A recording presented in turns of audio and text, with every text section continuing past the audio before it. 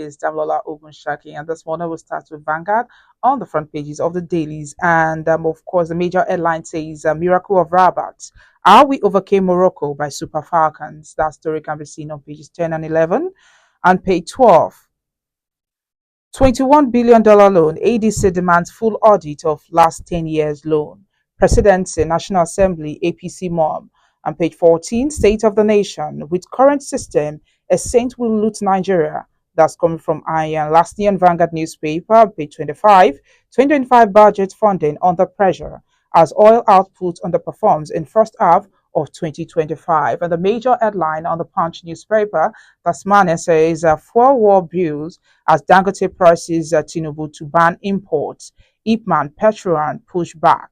One against monopoly. Dangote insists on Nigeria first policy. Page 25 has that story. State on high alert as Adamawa flood debt toll rises. APC defends UWATDA amidst fears opposition over INEC ties. You can see that on page 4.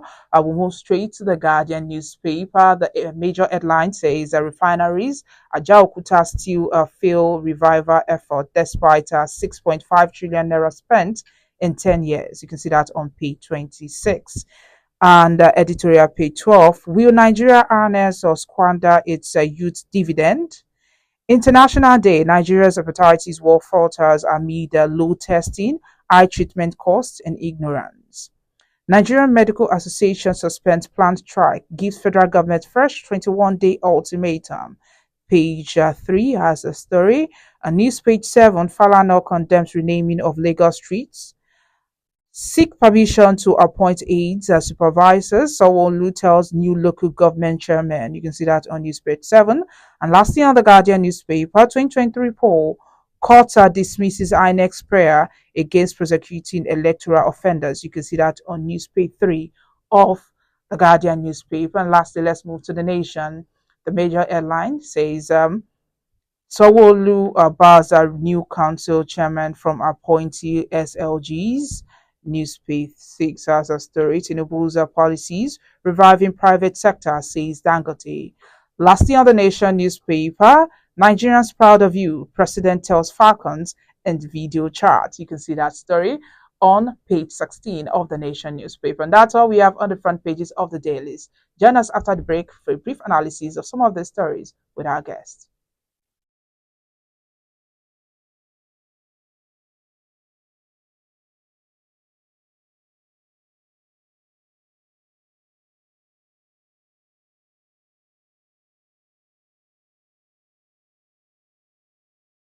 Welcome back. If you're just joining me, this is Today the News on Vanguard Live. My name is Damlola Ogunshaki, and joining me to analyze some of the stories on the front pages this morning is Mr. Ali Mohammed, the CEO of Magnets Communications, former editor of Daily Times and Concord newspaper. Good morning, Mr. Good morning, Damlola. How are you? I'm very fine, thank you. And let's go straight to the stories on the front pages this morning. Well, the Falcons, Super Falcons, they came back from the dead to Morocco 3-2 to win their 10th WAFCON title. What do you think about this? I want to congratulate the Super Falcons and by extension all Nigerians because they have done us proud. They came all the way. In fact, when that match was on, I lost hope. But finally, they won. I congratulate them and I congratulate all Nigerians for having a reason to smile in these days of hardship, complaints. At least we have one reason as Nigerians to smile. Congratulations to the Super Falcons. Yes, and so in your view, did you think Nigeria earned this title through experience and adaptability, or did Morocco lose it through officiating, controversies and the momentum collapse? There was a lot of controversies over the last goal. In fact, I panicked. I thought that they were going to have it. But unfortunately, Nigeria won. Despite all the complaints and all that, we came tops. They really tried. They tried. We should commend them. It's not all the time that we feel that our players are not doing well. They came, played to the best of their ability, and they deserve the victory that they got at last. Mm. All right, there's something that happened, and people are still talking about it, and it's the fact that some of the the viewers they were pointing lasers at the the Super Falcons player when they were playing lasers, and this is not the first time that this is happening. And shorter, there were reports that some of the Ghanaian players want the Nigerian players and Nigerians in general that they should be careful of the lasers that the Morocco fans are pointing out. We saw them, we saw videos where we even saw them the moment they were playing. What do you think I should do about I think when we have international matches, there should be rules, there should be regulations, and it shouldn't be unexpected. If you have been watching games involving Nigeria, especially international games, it's always been like that. It's like there is a kind of conspiracy against Nigeria, but we've always come on top, and these two, we are on top. You don't have to blame the players for what they are doing to come tops. But the happy thing is that despite all odds, we won the trophy, and once you have the trophy, you forget all the worries and all the crises that you went through in getting to the top. It is normal with every human being. Maybe when you were in the university, and when you graduate and you wear that gown, you forget all the crises that you have gone through to attain that level. So I liken it to that. I don't want us to start apportioning blames here. The truth is that we won despite all odds. So well, let's move away from that. And in celebration of the Hepatitis Day, Nigerians, of course, we've joined the global community to mark Hepatitis Day, and experts they've sounded alarm over a worsening crisis. Millions they remain undiagnosed. Treatment costs they are skyrocketing, and testing rates are also dangerously low, with hepatitis B and C claiming over 50,000 lives yearly. Now, they've warned that unless urgent action is taken, Nigeria will meet its 2030 elimination goal. That's the SDG. What do you think about this? It is scary. It is scary. That alarm is scary. It is normal with every country that people are always very reluctant to go for tests. Even ordinary medical tests that I do annually, I make sure I go when I think I'm strong enough to absorb any shock that the result could give to you. The same thing with an average human being. If you are to go for any test, you have to pray. Sometimes some of us do have sleepless nights. I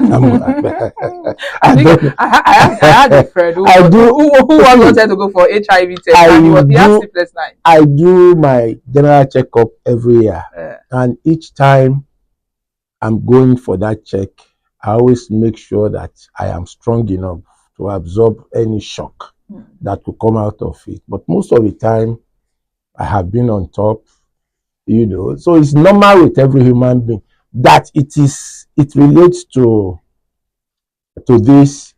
It's not new to me, and it shouldn't be new to anybody. In those days that we had hues and cries about HIV, that people should go for tests and all that.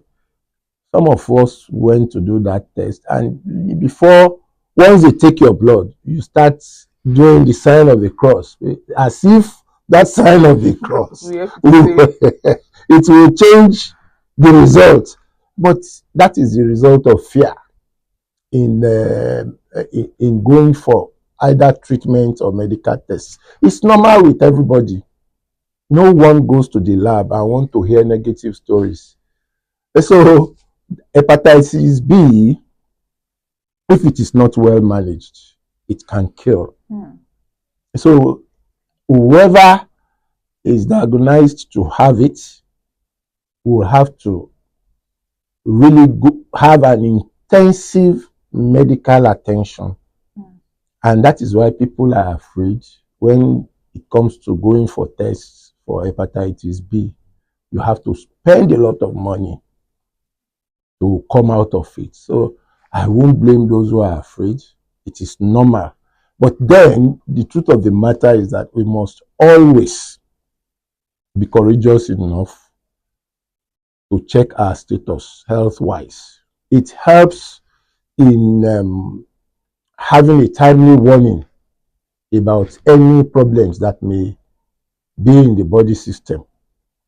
Very, very, very important. I have seen that, and I have tried as much as possible to ensure, at my personal level, to ensure that I go for my checkup every year. It is not as expensive as people think it is. With 40, 50,000 in some places, you can do a complete medical checkup. At least that will give you your status. If you are sick, you will know. But you may have further tests if you have been diagnosed with a particular ailment. They will specifically go for a test for that ailment. So it is not unusual for people to be afraid to face medical tests. It is normal. Just like people are afraid to go for hepatitis B. Look at the name. It is scary. Hepatitis B, not A.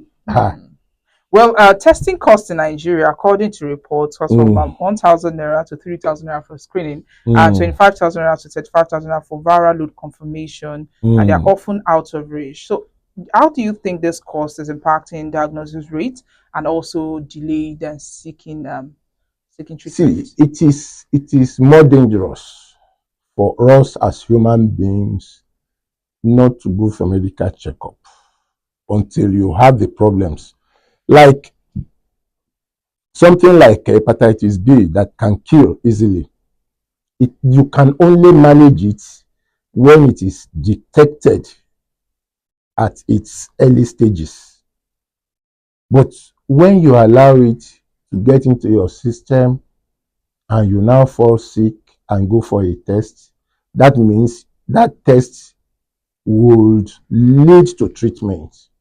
In some cases, you may just have been diagnosed to have it at the early stages. You won't spend much money, you won't spend much time on the treatment. But once you allow it to get into your system and it is getting to a bad situation, and that is when you have crisis. You see, in Nigeria, we don't have the culture of going for medical checkup. People should embrace it, not to detect these hepatitis B alone, HIV, AIDS. In all tests now at the laboratory, the lab operators include HIV, AIDS. Either you like it or not, they do it so that you know your status. It is always better to check your health situation annually. So you have, if there is any dangerous sign within your system, you get to know about it and you start the treatment early. Even cancer. Cancer begins with one small lump somewhere, either within the prostate or any other part of the body. If it is detected early, it can be treated. But when you decide not to go for a check and the thing gets to a disturbing level, a dangerous level, then it becomes a serious matter. I have friends who have treated cancer because they were able to do it because they got to know that they are having cancer at a very early stage. So very, very important. I have somebody, my very close friend, he went for a medical checkup and they warned him that prostate, they gave him the indices and the guy started treating it. He is free. He's okay now, running about. He was worried, he was scared, so we had to go to him. Look, this man, it is not as bad as that. From this report, It is in its early stages. He was crying, but today he is free. That is what you get when you go for medical checkups. It is not as expensive as people think. If you talk about medical checkup, you will hear people shouting, "Ha!" No, you just said it now. With 40, 20,000, if you go for specific checkup, you may not even pay up to 40,000. But general medical checkup, I don't want to mention names. Go to any of the medical laboratories, you pay less than 40, maximum 40,000. But further tests, you may have to pay more than that 40,000. So let's encourage Nigerians to go check. They should know their health status. It is very, very important. Well, most states they don't have hepatitis specific budget lines or elimination plans. Nasarawa being a very rare exception. Do you think funding and coordination should be decentralized to states or managed nationally? It will be difficult to manage it nationally. I think decentralization of the funding will be better, because from Abuja, nobody will know what is happening in Borno. The president will not know what is happening in Borno State. The president may not know what is happening in Lagos. Well, because he lives in Lagos, he may know. He will get first-hand information from the governor of Lagos. But from Abuja to Calabar, for instance, the president won't know what is happening there. So the funding of hepatitis B, if any, should be decentralized. Let the states manage their funds. Any state that mismanages such funds should be questioned. Very, very important. So if you centralize it, there will be problems. You know what happens. I don't want to start talking about corruption. We could get some level of corruption in its spending. So I advocate for a thorough decentralization of the funding for hepatitis B. All right, let's move away from that. There are indications that the 2025 federal budget has come under funding pressures as the Petroleum Industry Regulator, Nigerian Upstream Regulatory Commission, NUPRC, recorded significant underperformance of crude oil output in the first half of 2025. And the budget is said to be mainly funded from oil revenue. It was benchmarked on 2.6 million barrels per day oil output. Meanwhile, $75 per barrel and an exchange rate of 1,500 naira to $1. What do you think about it? See, when we started the year, the two Nigerian refineries came on, Warri Refinery and Port Harcourt Refinery. Then we have the Dangote Refinery. And we were all so proud that those refineries, as announced, were now active. Less than 2-3 months, the refineries went off again. And now we have just Dangote Refinery, who is that is working in the country presently. And I'm sure the government must have based this year's budget on the crude oil that will be sold to those two refineries and some other ones. So when you have this kind of situation, it affects the entire income of the federal government.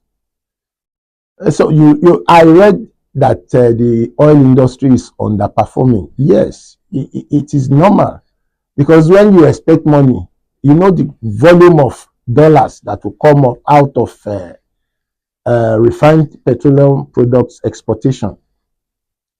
That fund is not coming in as at today. Then you have this war in the Gulf area between Iran and Israel. They are both oil producing countries, and the war in a way takes its toll on some of the products that we have in Nigeria. The only way we can increase oil sales is to ensure that we open up to the sale of this product to other parts of the world. Don't restrict it to those countries that just need additional crude oil to what they have. We have so many countries in Africa that don't even have oil at all. We should open up our oil trade to those African countries. But if you limit it to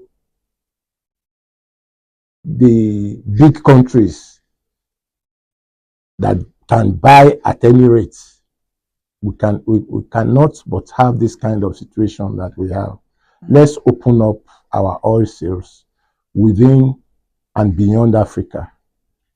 So, what do you think the federal government and the Minister of Finance should do in order to fix this margin or recalibrate the budget? Or some time ago, IMF warned that we should look at the budget again. See, let me tell you something. Look at this Calabar, the expressway that is being done now. I am not too sure that it was part of the budget that we are operating now. Do you know that the federal government is trying to get a foreign loan to fund it? Are you aware that the federal government is trying to get a foreign loan to fund it because the projected revenue which they relied on is not coming in? So when you have that kind of a situation, you expand your oil sales orbit. You don't say that you must sell to those countries that have money. Ghana is there. They source for their crude oil from other parts of the world. Ghana is in Africa. Why can't we get friendly with Ghana in terms of crude oil sales? There are so many other countries in Africa that don't produce oil. Let's bring them close, sell crude oil to them, and make some money. But what we are after is crude oil sold at this dollar denomination. We shouldn't do that.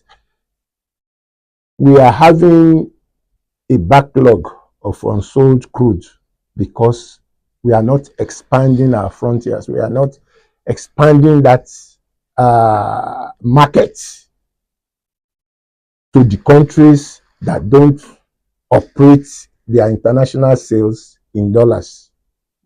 You can sell to those countries with the currency that they use there, not necessarily in dollars.